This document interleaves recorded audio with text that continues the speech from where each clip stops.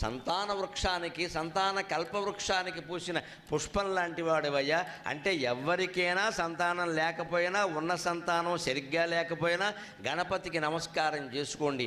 అందరి బుద్ధుల్ని మార్చగలిగిన శక్తి భగవంతుడికి ఉంది, మరొకడికి లేదు. నేను ఎప్పటి నుంచో చెబుతున్నా, మళ్ళీ చెబుతా. 18 ఏళ్ళు దాటాక మనిషిని ఎవడు మార్చలేడు. ఒకటి వాడే, 2 దేవుడు, ఇంకెవరూ లేరమ్మా ఇక్కడ. ఎవడి మాట వినడవాడు. ఎన్ని ఉపదేశాలు చేసినా దండగా. ఆ ఉపదేశం కొడుక్కినో కూతురునో కూర్చోబెట్టి చేసే బదులు దాని బదులు గణపతి ప్రార్థన చేస్తే గణపతి మారుస్తాడు.